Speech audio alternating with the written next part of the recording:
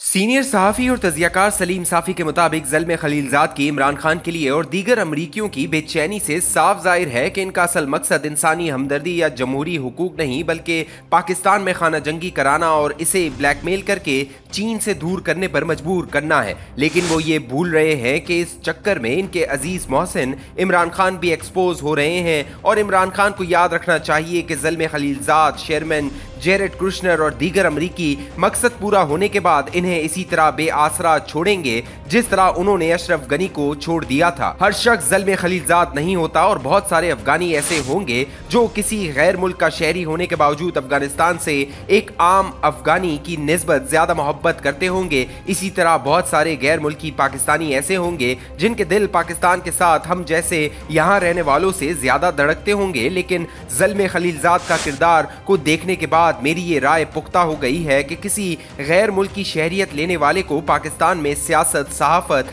या सरकारी नौकरी की इजाजत नहीं होनी चाहिए। हिंदुस्तान की तरह हमारे यहाँ भी दोहरी शहरियत का कानून खत्म होना चाहिए और अगर किसी को पाकिस्तान वाकई अजीज है तो वो इसके खातिर इतनी तो कुर्बानी देकर किसी और मुल्क की वफादारी का हल्फ न उठाए। ज़ल्म खलीलज़ाद नस्लन पश्तून अफगान है, अमेरिका तालीम के लिए गए थे और फिर वहाँ की शहरियत ले ली, लेकिन एक दिन के लिए भी अफगानिस्तान से लाताल्लुक नहीं रहे और चूंकि अफगानिस्तान और आलम इस्लाम में दिलचस्पी ले रहे थे इसलिए पाकिस्तान की भी खबर लेते रहे। लेकिन जो नफरत इनके यहाँ मैंने पाकिस्तान के बारे में देखी है वो न किसी और अमरीकी के यहाँ देखी और न किसी और अफगान के यहाँ। इसकी झलक इनकी लिखी हुई किताब दी ऑनवॉय में मुलाहिजा की जा सकती है। लेकिन अपने अफगानों के साथ और इराकी मुसलमानों के साथ जो कुछ इस शख्स ने किया वो एक शकीउल कल्ब अमरीकी भी नहीं कर सकता। अफगानिस्तान पर अमरीकी कब्जे के बाद बोन कॉन्फ्रेंस के नतीजे में हामिद करजई की क़यादत में एक हुकूमत कायम हुई, आइन बना और लोहा जरगा करके इंतखाबात हुए। अफगानिस्तान इस्तेहकाम की तरफ जा रहा था और बहुत सारे अफगान अपने मुल्क में वापस लौट रहे थे।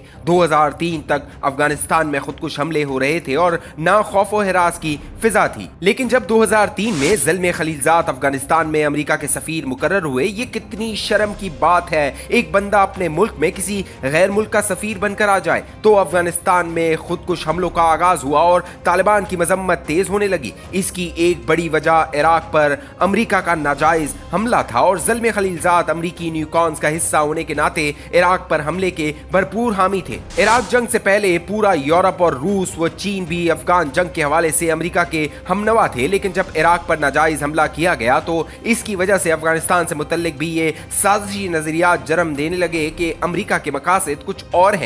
ईरान ने महसूस किया कि वो इराक और अफगानिस्तान में मौजूद अमरीकी फौजों के दरमियान सैंडविच बन गया। ईरान के साथ साथ रूस ने भी अफगानिस्तान से मुतल्लिक डबल गेम शुरू कर दी। सऊदी अरब और मिस्र जैसे इत्तेहादियों ने भी इराक के खिलाफ अमरीकी कार्रवाई की मुखालफत की और खुद हामिद करजई ने भी पहले अफगानों के जज्बात भड़काने के लिए सिर्फ गुंतानामो बे की वीडियोज और तस्वीर मौजूद थी, लेकिन इसके साथ साथ इराक की अबू गरीब जेल की फुटेजेस का भी इजाफा हो गया। इसी तरह हामिद करजई रोज़े अव्वल से ये चाहते थे कि तालिबान को मुज़ाकरात के जरिए अपने सेटअप का हिस्सा बना दिया जाए और इसके लिए उन्होंने सबगतुल्लाह मुजदी के सरबराही में शूरा तफाहुम भी बना दी थी। लेकिन ज़ल्म खलीलज़ाद जैसे लोग अमरीकी ताकत के जोर पर तालिबान को सफ़े हस्ती से मिटाने पर मिस्र थे और हामिद करजई की मफामत की हर कोशिश को नाकाम बनाते रहे। अपने अफगानों का बेदरे खून बहाने के बाद ज़ल्म खलीलज़ाद इराक चले गए और वहां एक नए फसाद की बुनियाद डाल दी। 2005 में इराक में इनके सफीर मुकर्रर हो जाने के बाद इराक में शिया सुन्नी तनाज़ा खड़ा कर दिया गया और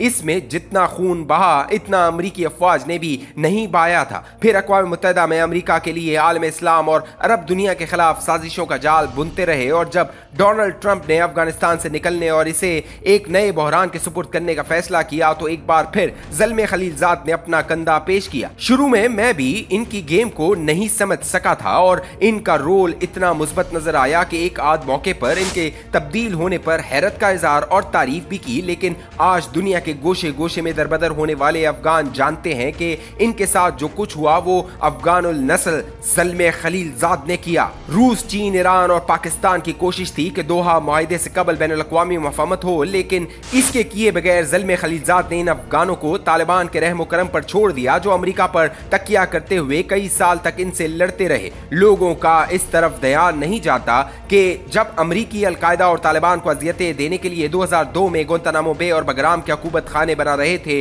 तो ज़ल्म खलीलजाद अमरीकी सेक्रेटरी दिफा रम्सफेल्ड और फिर नेशनल सिक्योरिटी एडवाइजर कॉन्डोलीज़ा राइस के एडवाइजर थे। इनकी अफगानियत इस कदर खत्म हो गई है कि जब हामिद करजई तालिबान के खिलाफ अमरीकी अफवाज की रात के वक्त घरों पर छापों की मजम्मत कर रहे थे, तो खलीलजाद इनके वकील थे और इनके इंसानी रहम के जज्बात इस कदर खत्म हो गए थे कि बेचैन होने के बजाय वो गुआंतानामो बे, अबू गरीब और बगराम के हुकूमत खानों की वकालत कर रहे थे। लेकिन आज इन्हें इमरान खान के साथ होने वाली ज्यादतियों ने बेचैन कर दिया है और वो पाकिस्तान में इंसानी हुकूक की खिलाफ वर्जियों की सदा बुलंद करके पाकिस्तान के खिलाफ गलीज मुहिम चला रहे हैं। हालांकि इनके यहाँ अगर रत्ती भर भी अफगानी गैरत मौजूद होती तो पहले तो वो इन अफगानों के लिए आवाज उठाते जो अमरीकी वादे के मुताबिक अफगानिस्तान से निकलकर पाकिस्तान, यूएई और दीगर ममालिक के कैंपों में फंसे हुए हैं। खलीलजाद में अगर कोई इंसानियत है तो पाकिस्तान के अंदरूनी मामलात पर बात करने से कबल अमरीकी हुकूमत से इन अफगानों का मसला हल करवाएं, जो